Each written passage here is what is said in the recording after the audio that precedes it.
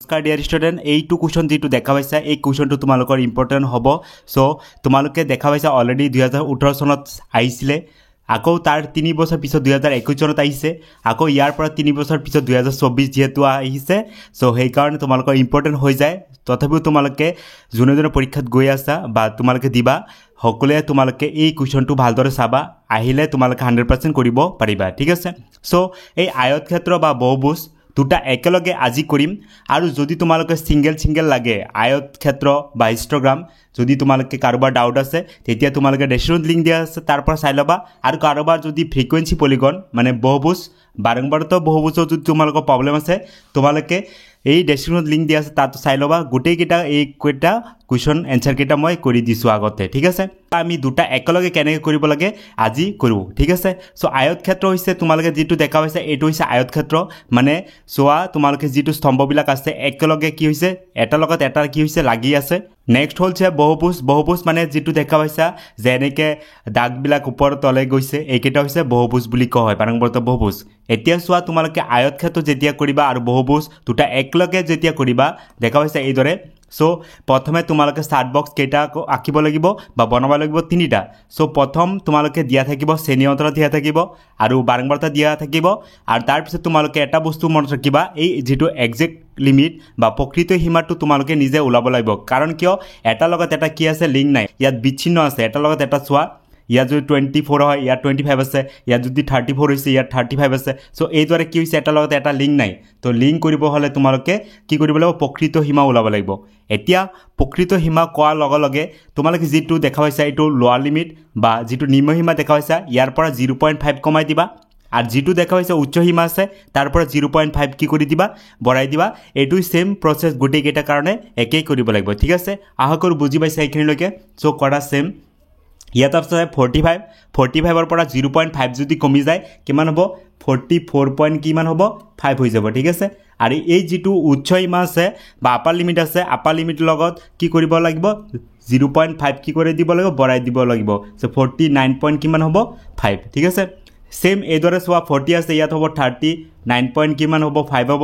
ইয়াত 44 আছে, ইয়াত 44 থকা মানে কিমান হ'ব 44 পইণ্ট কিমান হ'ব 5 হ'ব। যিহেতু আপাৰ লিমিট কি হ'ব 0.5 কি হ'ব বৃদ্ধি হ'ব, ইনক্ৰিজ হ'ব, গম পাইছা। সেম ইয়াৰ পৰা ডিক্ৰিজ কৰি দিয়া 35ৰ পৰা 0.5 যদি কমি যায় কিমান হ'ব 34.5। চিমিলাৰলি ইয়াতো সেম 39ত কৰা। চ' 39 পইণ্ট কিমান হ'ব 5 হ'ব। ইয়াত চোৱা কিমান হ'ব 29.5 হ'ব। সেম ইয়াত চোৱা 34 আছে, তো 34 পইণ্ট কিমান হ'ব 5 হ'ব। ইয়াত চোৱা ইয়াত কমাই দিলে কিমান হ'ব 24 পইণ্ট কিমান হ'ব 5 হ'ব। ইয়াত 29 আছে, 29 মানে হৈছে তোমাৰ কিমান হ'ব 29 পইণ্ট কিমান হ'ব 5 হ'ব।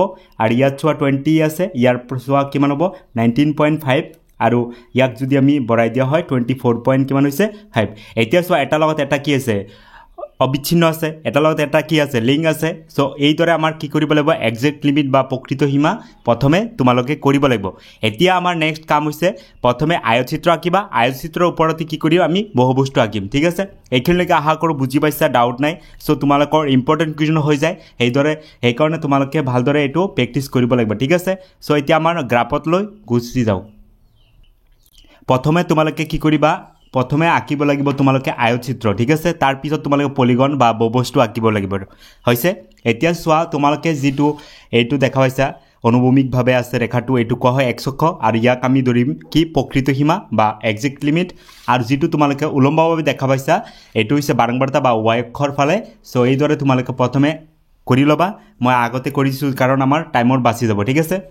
এতিয়া চোৱা আমাৰ ইয়াত কি কৰিবা প্ৰকৃত সীমা চোৱা আটাইতকৈ সৰু নাম্বাৰ কিমান আছে 19.5। ইয়াতকৈ ডাঙৰ এইটো আছে, ইয়াতকৈ ডাঙৰ এইটো, ইয়াতকৈ ডাঙৰ এইটো, ইয়াতকৈ ডাঙৰ এইটো। এইধৰণে তোমালোকে এই যিটো উল্টা এল আছে এই গোটেইকেইটা নাম্বাৰকেইটা লৈ লোৱা। চ' প্ৰথম কিমান আছে 19.5। ইয়াৰ এটা ঠাই এৰি পেলাই তোমালোকে ধৰিবা এইটো কিমান হ'ব প্ৰথম নাম্বাৰটো হৈছে 19.5। নেক্সট তাতকৈ ডাঙৰ কিমান আছে, তাতকৈ ডাঙৰ আছে 24.5। চ' গোটেইকেইটা নাম্বাৰকেইটা লিখিব লাগিব 24.5। তাৰপিছত আছে 29.5। চ' এইটো চোৱা 29.5, তাৰপিছত 34.5। এইদৰে তোমালোকে এই এলৰ নিচিনা উল্টা এল যিটো দেখা পাইছা এইদৰে তোমালোকে গোটেইকেইটা নাম্বাৰ আটাইতকৈ সৰু আটাইতকৈ ডাঙৰ কোনটো আছে এইটো আছে নহয়, এই গোটেইকেইটা নাম্বাৰ কি কৰিবা ইয়াত এড কৰিব লাগিব, ঠিক আছে। নেক্সট হৈছে কিমান পাইছে 29 ৰ পিছত হৈছে 34 পইণ্ট কিমান হৈছে 5 তাৰ পিছত কিমান হৈছে 39.5 নেক্সট কি হৈছে 44.5 তাৰ পিছত লাষ্ট কি আছে 49.5 সো গুটেকেটা নাম্বাৰ আমি কি কৰিছো ইয়াত এড কৰি লৈছো ইয়াত এতিয়া আমাৰ কি কৰিম বাৰংবাৰতা নাম্বাৰ কেটাও লিখিব লাগিব সো বাৰংবাৰতা নাম্বাৰ কি আছে সো আটাইতকৈ হাইয়েষ্ট নাম্বাৰ কিমান আছে 8 লৈকে আছে বাৰংবাৰতা সো আমাৰ সিৰিয়ালত লিখো সো ইয়াত প্ৰথমটো হৈছে 1 তাৰ পিছত 2 তাৰ পিছত 3 তাৰ পিছত 4 তাৰ পিছত 5 তাৰ পিছত 6 7 8 তাৰ পিছত 9 এইদৰে আছে হল এখনিলৈকে কমপ্লিট হৈছে আমাৰ প্ৰকৃতি সীমা এখনিলৈকে হৈছে আৰু এইফালে আছে বাৰংবাৰতা হৈছে সো তোমালোকৰ ইম্পৰ্টেন্ট কোৱেশ্চন হৈ যায় এটো এতিয়া সোৱা প্ৰথমটো ইয়াত তোমালোকে এনেকে ইয়াত এনেকে ডিজাইন কৰিব পাৰা বা নকৰিলেও প্ৰবলেম নাই ঠিক আছে ডিজাইন কৰিলেও একো নাই সো ইয়াৰ পিছত আমাৰ প্ৰথমটো সোৱা 19.5 আৰু 24.5 ৰ ভিতৰত কিমান লৈকে উঠিব 3 লৈকে তো 19.5 আৰু 24.5 লৈকে কিমান লৈকে উঠিব 3 লৈকে 3 কত আছে 1 2 3 ইয়াৰ পৰা এখিনলৈকে কিমান উঠিব 3 লৈকে উঠিব সো এইদৰে আমাৰ কি কৰিব লাগিব এতিয়া আকিব লাগিব ঠিক আছে সো ইয়াত সোৱা মই লাহে লাহে কৰি দিছো তো 19.5 তাৰ পিছত কিমান 24.5 লৈকে কিমান লৈকে দিয়া আছে আমাৰ বাৰংবাৰতা 3 লৈকে উঠিছে এই কাৰণে আমাৰ 3 লৈকে কমপ্লিট হৈ গল ঠিক আছে এখিনলৈকে 3 লৈকে উঠিছে নেক্সট কিমান দি আছে 24.5 ৰ পৰা 29.5 লৈকে কিমান উঠিছে সো 5 লৈকে উঠিছে ইয়াৰ পৰা ইয়ালৈকে সো ইয়াৰ পৰা 24.5 ৰ পৰা 29.5 লৈকে কিমান লৈকে উঠিছে 5 লৈকে ঠিক আছে 5 কত আছে এইখিনি লৈকে আছে ইয়াত 5 আছে সো ইয়াৰ পৰা এইখিনি কিমান আছে 5 লৈকে উঠিছে এইদৰে তোমালোকে গুটি কেটা প্ৰথমে এইদৰে কি কৰিবা বিল্ডিং কেটা বনাই লবা ঠিক আছে স্তম্ভ লাগে ইয়া ক হয় হিস্টোগ্ৰাম বা স্তম্ভ লাগে হৈছে নেক্সট টু সোৱা কি আছে নেক্সট টু সেম সিমিলাৰলি ইয়াত আছে কিমান 29.5 ৰ পৰা 34.5 লৈকে 6 লৈকে দিয়া আছে সো 6 লৈকে কত আছে ইয়াত লৈকে 6 হৈছে এখিনি তো 6 লৈকে তোমালোকে উঠাই দিয়া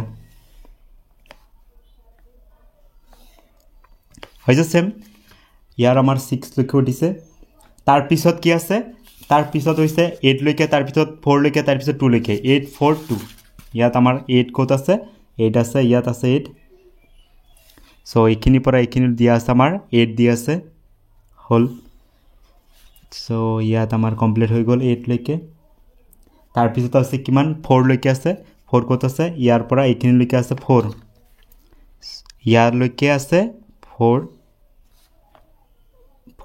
তাৰ পিছত কিমান আছে 3 লৈকে আছে 3 কত আছে এইখিনি পৰা এইখিনি আছে কিমান 3 সো ইয়াত এইখিনি আমাৰ হিস্টোগ্ৰাম বা তোমালোকে যেটো আইচিত্ৰ কোৱা এটো কমপ্লিট হৈ গল ফাইনালি ঠিক আছে এতিয়া আমাৰ নেক্সট কি আছে এইখিনিলৈকে কমপ্লিট হল নেক্সট আছে আমাৰ বহুভুজ বাৰংবাৰতা বহুভুজ আঁকিব লাগিব লগতে যেহেতু আমাৰ পলিগন আঁকিব লাগিব সেই কাৰণে তোমালোকে কি কৰিবা ইয়াত আমাৰ ডাবল কৰিব দৰকাৰ নাই তোমালোকে যি বিলাক পাইছা স্তম্ভলেখৰ এই যিকিটা মিড পইণ্ট আছে মিড পইণ্ট কেটা কি কৰিবা গোটেই কেটা মিড পইণ্ট কি কৰিবা জয়েন কৰি দিয়া একেবাৰে সিম্পল কথা ইমান ট্ৰিক্স এটো হৈছে ট্ৰিক্স সো মিড পইণ্ট যে কেটা পাইছা এই গোটেই কেটা পইণ্ট কেটা কি কৰি দিবা প্লাস কৰি দিয়া মানে জয়েন কৰি দিয়া ঠিক আছে সো এইটো হৈছে আমাৰ পলিগন বা ইয়াক কোৱা হয় বাৰংবাৰতা বহুভুজ গোটেই কেটা সিৰিয়ালত অনুযায়ী স্কেলাৰে আঁকিবা ঠিক আছে কমপ্লিট হৈ গল আৰু আমাৰ বেছি টাইম নালাগে সো প্ৰথমে এইদৰে তোমালোকৰ পৰীক্ষাত আহিলে কৰি আহিব পাৰিবা ঠিক আছে সো এইখিনি হৈছে কিন্তু এটো আমাৰ সম্পূৰ্ণলৈকে হোৱা নাই কাৰণ কিয় হৈছে কাৰণ আমাৰ যেটো পলিগন পাইছা বা বাৰংবাৰতা বহুভুজটো পাইছা এই বহুভুজটো সাধাৰণতে কি কৰিব লাগিব এক্সকৰ লগত কি কৰিব লাগিব মিলিব লাগিব সো গ্যাপ সোৱা ইয়াৰ পৰা এইখিনি কি আছে 5 কলৈকে গ্যাপ আছে ইয়াৰ পিছৰ পইণ্টটো ক'ত হ'ব এইটো দাগত হ'ব কিন্তু ইয়াত কিবা এটা পইণ্ট নাই সেইকাৰণ তোমালোকে এই যেটো পইণ্ট আছে এক্সকত ইয়াত তোমালোকে জয়েন কৰি দিবা ফাইনালি ঠিক আছে সো ইয়াত আমাৰ এইদৰে আৰু যেহেতু ইয়াৰ আমাৰ নিৰ্দিষ্ট পইণ্ট নাই সেই কাৰণে কি কৰিবা ডট ডট ডট ডট দিবা ইয়াৰ আমাৰ চিহ্নিত কাৰণে ইয়াতো সেম এই যেটো পইণ্ট আছে ইয়াৰ পৰা এইটো গ্যাপ 5 সেন্টিমিটাৰ লৈকে আছিল 5 সেন্টিমিটাৰ আগত কোনটো পইণ্ট আছে এইটো আছিল এইটো দাগ আছিল কিন্তু ইয়াত চো আমাৰ নিৰ্দিষ্ট পইণ্ট দিয়া নাই সেই কাৰণে ইয়াত কি কৰিবা তোমালোকে ডট ডট কৰি ইয়াত কি কৰিবা ফাইনালি কানেক্ট কৰি দিবা সো এটি হৈছে আমাৰ বাৰংবাৰতা বহুভুজ বা এটো পলিগন বুলি কোৱা হয় আৰু যেটো তোমালোকে আগতে আঁকিছো এইটো হৈছে আমাৰ হিস্টোগ্ৰাম ঠিক আছে এইদৰে তোমালোকৰ পৰীক্ষা যদি আহে ফাইনালি এইদৰে কৰিবা প্ৰথমে তোমালোকে এই চাৰ্ট বক্সটো আঁকিবা আঁকাৰ পিছত এই ধৰণে তোমালোকে চিত্ৰটো বনাই দিলে আমাৰ ফাইনালি 4 মাৰ্কৰ কাৰণে তোমালোক সম্পূৰ্ণ হৈ গলা ঠিক আছে সো আশা কৰো সকলোৰে ভালে পাইছা আৰু এইদৰে কুৱেশ্যন আহিলে তোমালোকে কৰিব পাৰিবা ঠিক আছে ধন্যবাদ